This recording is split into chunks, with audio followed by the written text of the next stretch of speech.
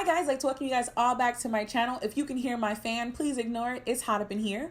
But today I am here with another book look, and today we are doing the Shadow of the Fox series by Julie Kagawa. Now, if you've never seen any of my lookbooks or book looks, then basically what I do is I use the cover or some significant part of the story, and I use that to create a look where I talk about my feelings for the book. Now, this is not one of those like official, well-written kind of reviews. These are just me trying to spew thoughts and things. Sometimes it's just random thoughts that I have about the book. Sometimes it's me going in depth. You never really know. And that's what I wanted to point out. Also, I should also say I am not a professional makeup artist, so don't come for me.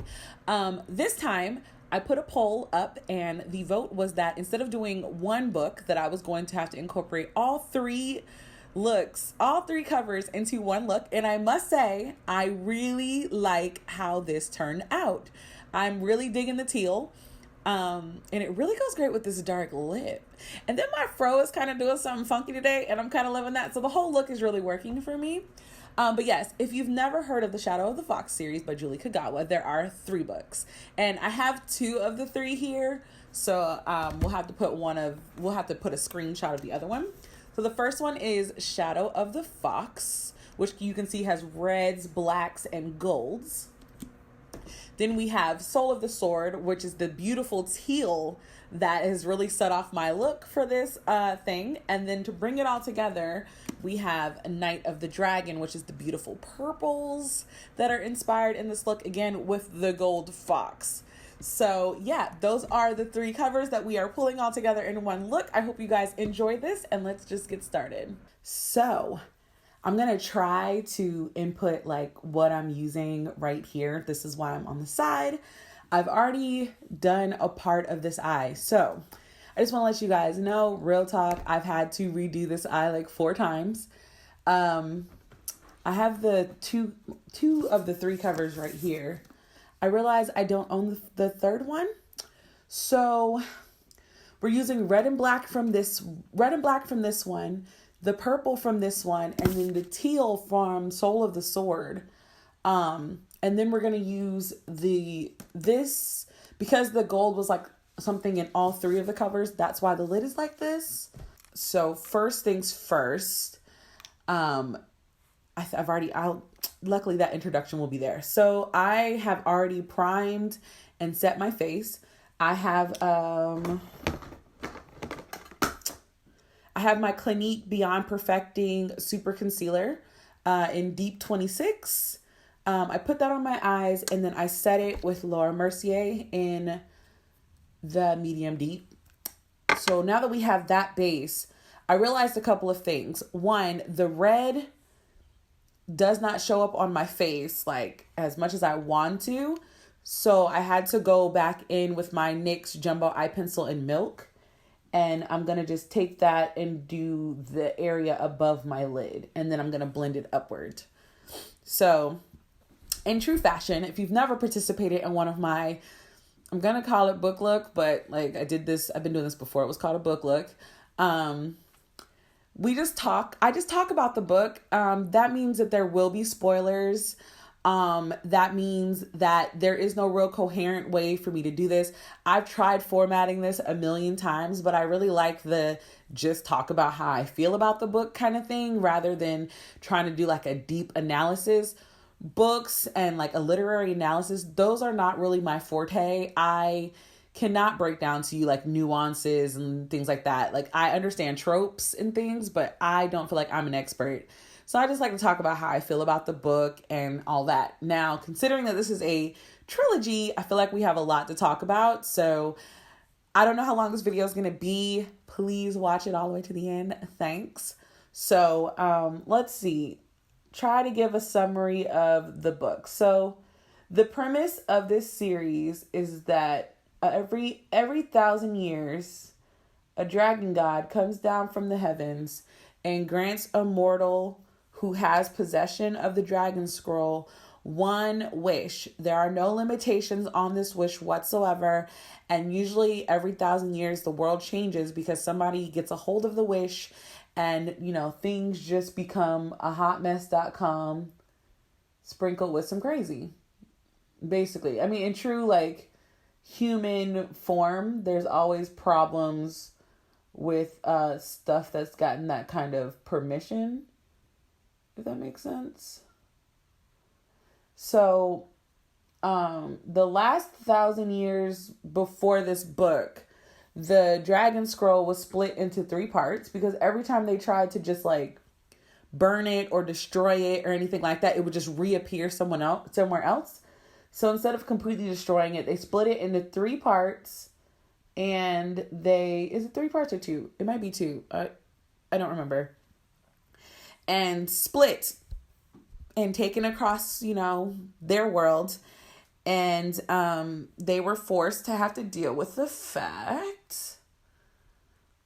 Oh, so we're going to go on with the purple.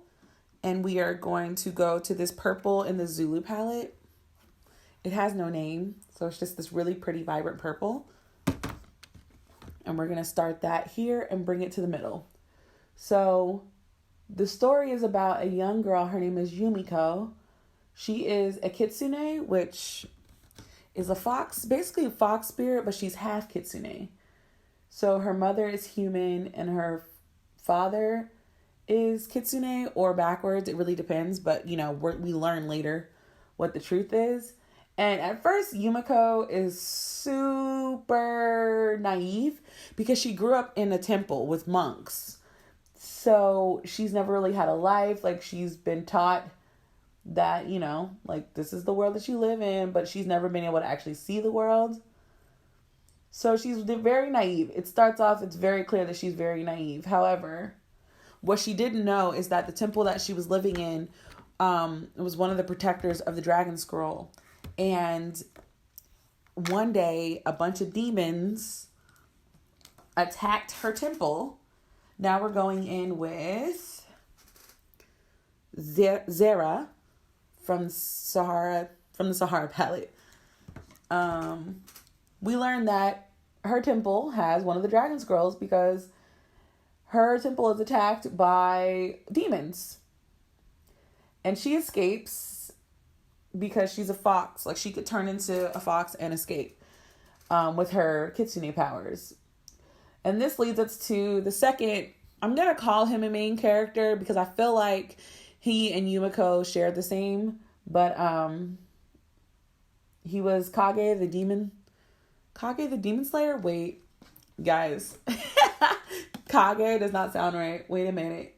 Oh, it is Kage Tatsume. Okay, so I'm going to call them both. So Kage Tatsume of the Shadow Clan, who is also known as the Demon Slayer because he carries the sword Kamigoroshi, which technically is a head demon. Like, he was like a demon general, and his soul is possessed inside of the sword.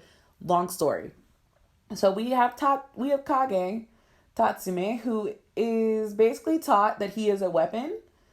He's taught that he should not have any emotions, and he is taught that, like, he is there to do the job of the daimyo, and that's it. So he was told that go get the scroll.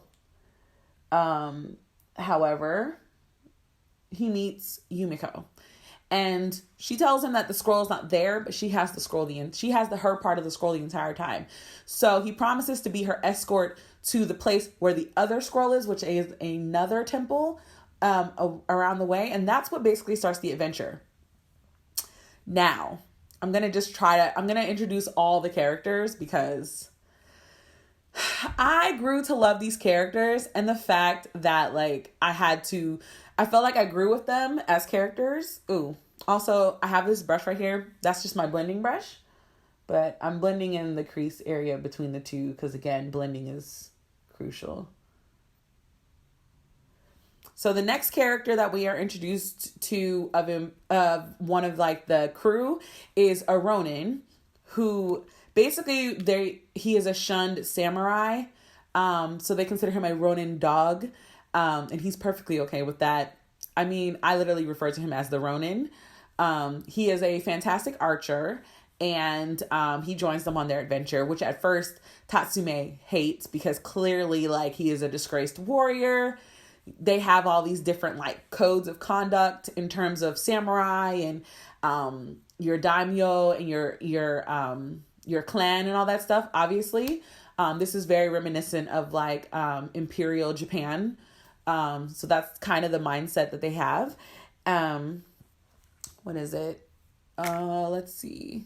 Oh, next we are going to go in. This is a mixture. So we're going to go in with Shawata, which is a black from the Warrior 2 palette. And then we're going to go back into Zera from the Sahara. We're going to mix those two together. And then we're going to dip a little bit of the purple from the Zulu palette all into that. And we're putting that in the V and bringing it up and a little bit out. So the next character that we meet is Daisuke, he is a prince in the Sun clan. And he's very, very adamant that like he's posh. They make it very clear that he's very royal acting and he's posh and he's this and he's that. And he's supposed to be great. But yes. Excuse me. I need to go back into the red because the red is on the outside and we're going to blend out the rest of that. Yeah, okay. Oh, I touched my face. This makeup has been interesting. Okay, so the next main character that I need to mention is the Shrine Maiden Reika. She has her temple guardian dogs, Pooh, and the priest that she accompanies originally. I love Reika. I love that she's just this no-nonsense kind of girl and sees right through Yumiko, but at the same time, she's very, very powerful. I loved that Reika could handle business on her own. It was just one of those things where I was like, yes, Reika. Let's see. Who else? Oh, Suki. Suki is a servant girl in the Sun Palace. And she is murdered by demons and she becomes a ghost. Remember that. It gets very real. Let's see. I'm going to go in with my typical eyeshadow shade, which is Blame It on Midnight, the NYX one. And I'm just going to bring that into the rest of my makeup. So let's see. What did I like? I can honestly say throughout the 3 books, I feel like the characters grew. Or rather, did they really grow or did I grow to care more about them? I feel like it's a little bit of both. I feel like Yumiko and Tatsume really grew as characters because they were both very, very naive in 2 very different ways. Whereas Yumiko just grew up sheltered, Tatsume grew up limited. Like he wasn't allowed to have emotions or anything like that because if his emotions took over, then that gave Kamigoroshi, or the demon inside Kamigoroshi. Hold on, I have to look to say his name properly. There we go. So Kamigoroshi is the sword. My camera battery is dying. Let's pause. Okay, we're back. This battery looks like it's kind of low too. Great. Let's go fast. So Kamigoroshi holds the soul of I can never say his name right. Hokaimono. Hokaimono is the demon like general who is just a baddie. He is in the sword and he's dying to get out. And the way that he gets out is he possesses the soul of the demon slayer, who right now is Tatsume. So the whole time he's like trying to suppress his emotions and like, the first book, he's trying to suppress his emotions. He's trying to stay by the code and like do everything that he's supposed to and all that stuff. But obviously, because this is a story and we're going in with the gold from the Nomad palette, since this is a story, that's not what happens because he actually gains friends. And, the way that Yumiko looks at meeting new people and gaining friends is totally different than the way that he looks at it. Where she's looking at it as like great opportunities and like, ooh, new people. He's looking at it all as like liabilities. Because again, he's trying to follow the orders of his shadow clan who, work in secret. And his daimyo knows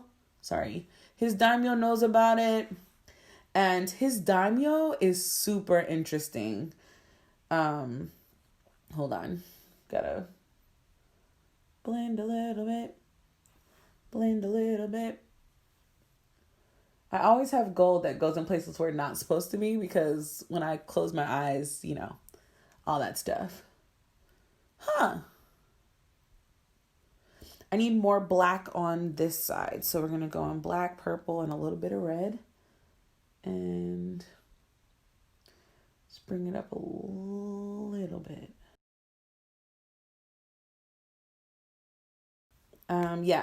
So obviously throughout the series, as Tatsume gains like friendships and starts actually interacting with people, he loses control of his soul, and he basically Hokaimono takes over his body. And so that is how it goes into the second book, which is Soul of the Sword, where the whole clan is trying to get his body back or get his soul back while also trying to get to the second half of the Dragon Scroll. And I'm going to focus on Tatsume a lot in the beginning, and we're going to go through each character's transitions. But so this whole time in the second book, you see this whole like tug of war thing between Tatsume and Hokaimono, but like inside his mind, because his soul is trapped inside of his own body and he can see what's happening, but he has no control over it. So in this side of the book, you see Hokaimono accepting the fact that he has a human body and that he has to like limit what he does, but he still wants to take over and like seek revenge. So he joins up with the Master of Demons, who is a blood mage that made a deal with, I guess, the god of the underworld, to get a chance to make the wish for the Dragon Scroll. So he joins up with him. And so for a while, Hokaimono and Tatsume are on the other side of the thing, of the war. So Yumiko the Ronin, Daisuke, and Reika, they are trying to get to the temple, protect the scroll at all costs, all these things. And this is something that I'm noticing. Yumiko in the second book, because the first book is pretty much like let's get you to a point where you care kind of thing. Like they fight demons throughout the story. They fight a blood mage. They do all of that. But to me, the first book was kind of like let's get everybody together. Let's work on this. Let's bring them all together. I can see why people would stop reading after the first, or like I see why people will not be able to finish the first book. It's a little bit of a slow burn. But once you get to the end, it picks up so much that like the rest of the book was great for me. Like I felt like Soul of the Sword and Night of the Dragon, they had slow moments, but they needed slow moments to progress the story. And if you read the book, then you kind of understand what I mean for that. And I'm talking. But yeah, I'm going to keep talking and we're going to I'm going to put liner and lashes on, and then I'm going to come back. But yeah, so the second book for me is where things really took off because we started getting a little bit more explanations and things of that nature. But I also noticed that Yumiko has gained a different sense of herself. She was always very vocal and always very like adamant about doing what's right. But now like we start to see her trying to understand her own emotions, because remember, she's also been very naive. Like black and white has been her good and bad type of mentality. And that's clearly not how things really work in the world. And you actually see her kind of evolving in the second book, which I did appreciate. I also enjoyed the fact that she really didn't understand her own emotions. And like Reika constantly rolled her eyes at her, especially involving her reaction to Tatsume being taken over by Hokaimono. And she doesn't, like Reika is like, we have a mission. He don't matter. And Yumiko's like, we have to save him. He's our friend. And it's like, girl, get over yourself. I really just appreciated that dynamic. But let me stop talking and put this liner on. Okay, so we have the liner on. So I'm going to start doing my face because we still have more to talk about. Okay, so I don't remember if you guys remember me talking about this, but in one of the wrap-ups, I was really mad at the Soul of the Sword because in the wrap-up, I talked about how there was this sequence where Yumiko was learning how to control her powers. And she actually ended up going into other people's... Hold on. She ended up going into other people's dreams, and or not dreams, but like she ended up kind of being able, I guess, to be invisible. And so she ended up invading some personal space of Daisuke and the Ronin. And it showed them like pretty much struggling with the fact that, or rather the Ronin struggling, like, how can you even like me or be into me when I'm a Ronin? I'm a skis, like, basically he's like, we're two separate classes of people. And, Daisuke's like arguing with him that like he doesn't care. So I'm like, oh, they're lovers? And then I was like, well, I wasn't expecting that. And then I was like, okay, cool. Like, we're going to see this. Like, this is going to, like, oh, God, is she going to kill one of them in the end of this book? Because, like, why do we, like, what is the point of me knowing this? Like, how does this progress the story? And so I finished the second book and I was like, I was kind of mad. I was like, is she pandering? Because, like, what's the point of this? Because relationships in this book it's one of those books where I was like, I didn't see the point of, like, relationships. Because if Yumiko and Tatsume weren't together and they were, like, the main two protagonists or whatever, and we kept getting the implication that they were attracted to each other, why do I need to know that the Ronin and Daisuke, like, are into each other? Why do I need to know that? I will never ask such questions again from Julie Kagawa. Never. Because one thing she surely made sure is that when all of this came down together, that I will say, in The Night of the Dragon, I felt like the death scenes were so long. They gave me such an anime feel. When certain anime characters die, their death scenes, like, they have like a whole speech where they're like, I just want you to know, I'm always going to be there for you. Thank you so much. Like, they have like so much breath before they die, and then like they die, and then like the music starts getting louder, and it's like this beautiful anime like song. Okay, so that's basically the vibe of what I got for each death in Night of the Dragon. The only thing was, I wasn't prepared for the deaths in Night of the Dragon. Let's do some foundation. So for foundation, because we're not going to do the rest of my eyes until after, so the rest of the foundation is going to be a mix between 420 from Fenty and then 230 Malawi from Juvia's Place. Again, I'm not quite my winter shade, and I'm not quite my summer shade. Or rather, is this my summer shade? Yeah, this is my summer shade because I think 210 is the shade that I normally am when I come back from vacation. And since I'm not going on vacation this year, there's no need to bust out the darker foundations when I can just mix to death.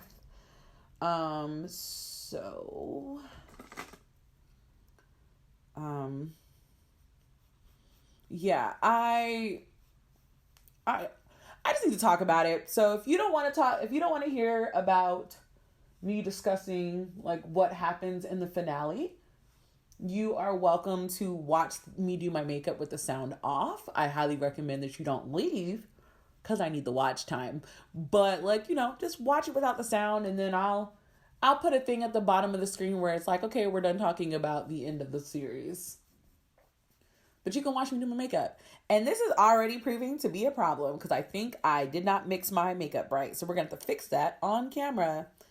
Yay. I'm about to blend to the gods, honey. But yes, so I was not ready for the deaths at all. I was shooketh. Like, I was at my desk at work like, oh! Like, I was making audible noises. Like, my coworker was like, what are you doing? Are you listening to something? And I was like, I'm listening to an audiobook.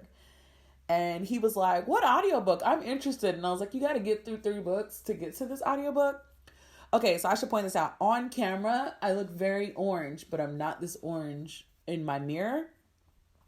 So we're gonna work on muting this out because I don't want to be this orange. So the first death that really hurt my soul was Reika. Because, that's another thing. Like, I knew that at some point we were going to learn about Yumiko's parents, but bruh, we have to talk about that after this. So Reika is killed, probably during one of the most badass thinks she should possibly be doing. And like, she's created an entire barrier keeping all the demons back while the Moon Clan is like trying to call out the Kage and call out the spirits of the way, call their spirits to help. And Reika is doing this by herself. Like, I was like, what a way to go out. Like, she went out like, gee, also, this brush is, maybe it's the brush because the bristles are coming out. We are going through some things today, guys. Let's see. Where is my foundation brushes? Awesome. This also helps take away some of the product because I put a little too much product on my face. So, dry brush, take it away. All right.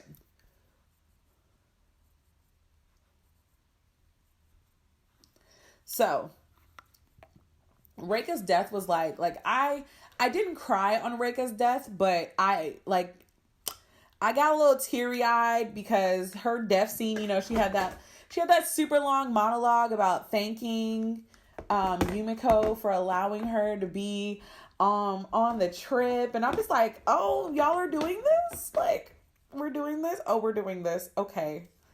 Next, I'm going to go on with Tarte's Shave Tape. I still have some left, which I didn't know. So we're going to go on with that.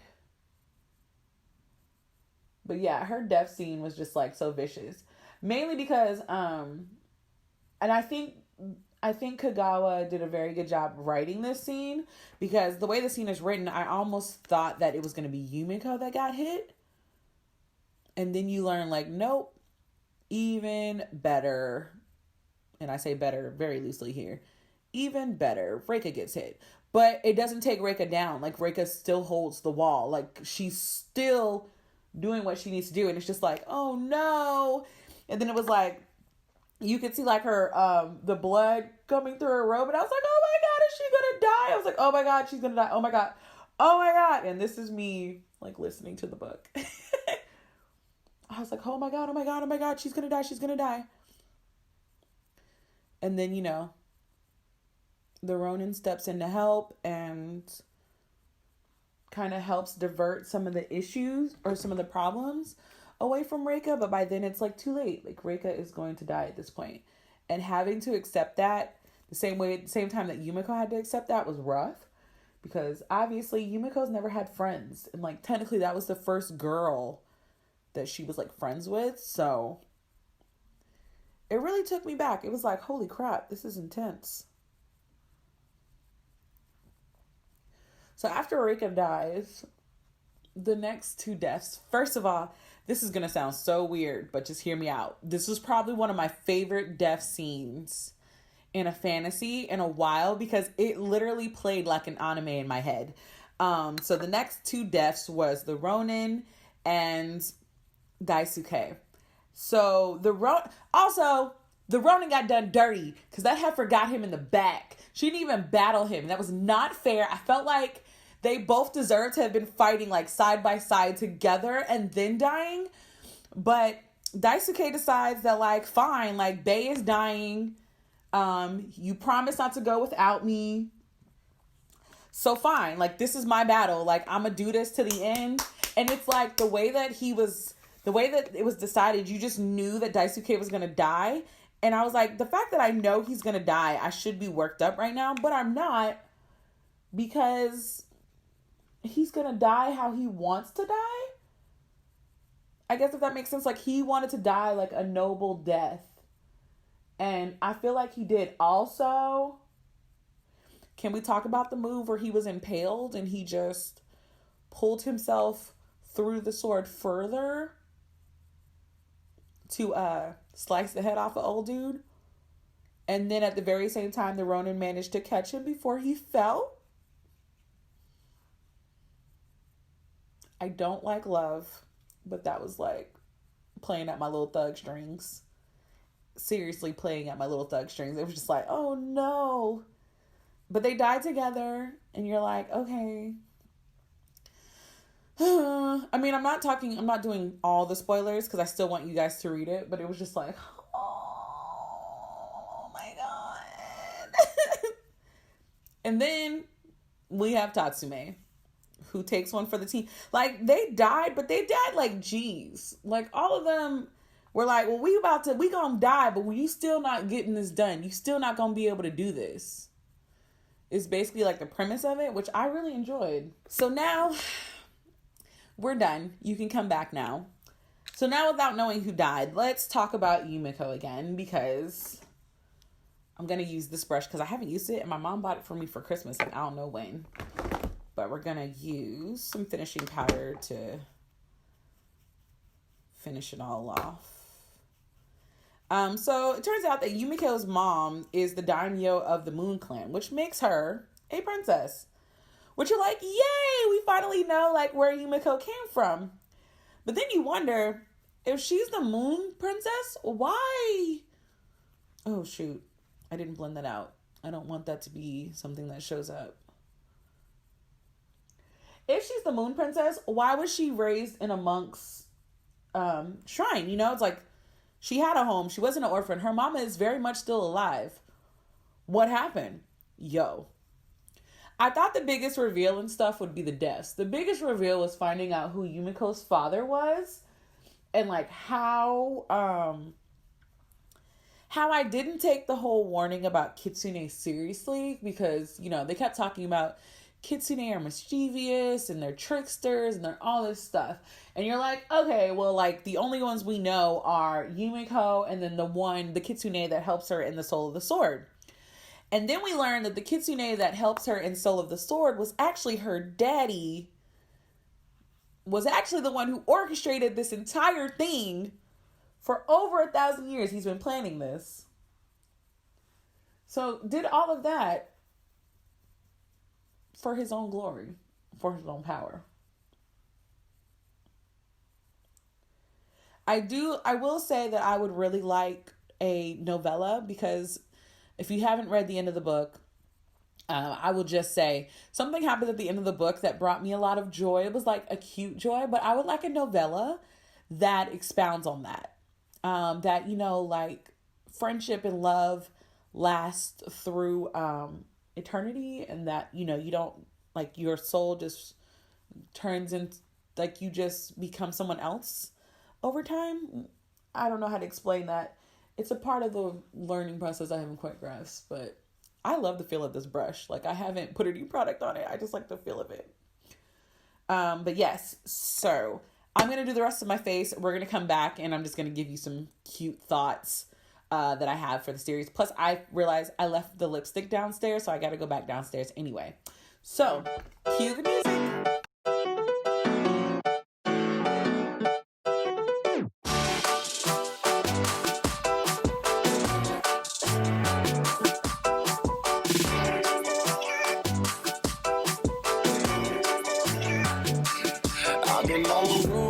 Out here with the squad, everybody tryna go, yeah, the party jumping off. Hey, we putting on a show, tryna catch a vibe. We do this every time, like na na na na na na na na. Feeling like I'm on the highway, cause everything been going my way.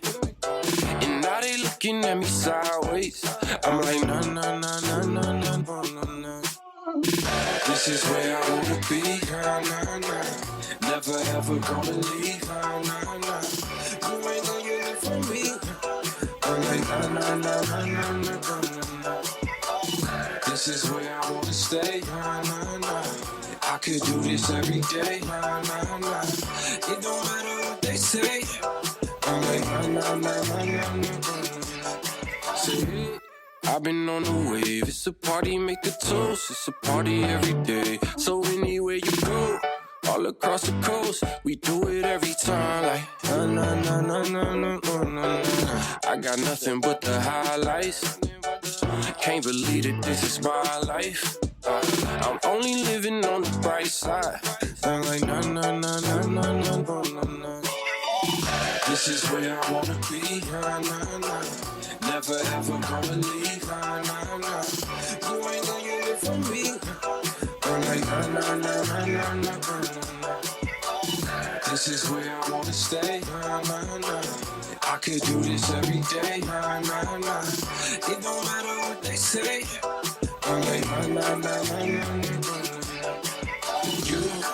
better know we ain't never going home. Ain't never going home. You better know we ain't never going home. Ain't never going home. You better know we ain't never going home. Ain't never going home. You better know we ain't never going home. Ain't never going home.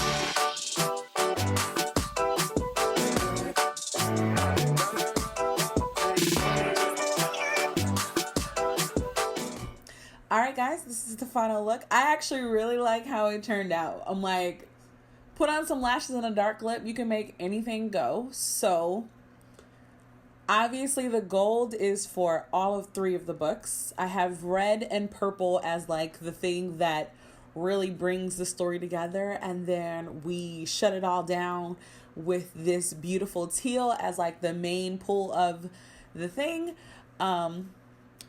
I really enjoyed the series. I enjoyed the series so much that I'm actually going to, I think the next series that I want to dive into is the Iron Fae. I think that's the one I want to go into, or Talon, the Talon Saga.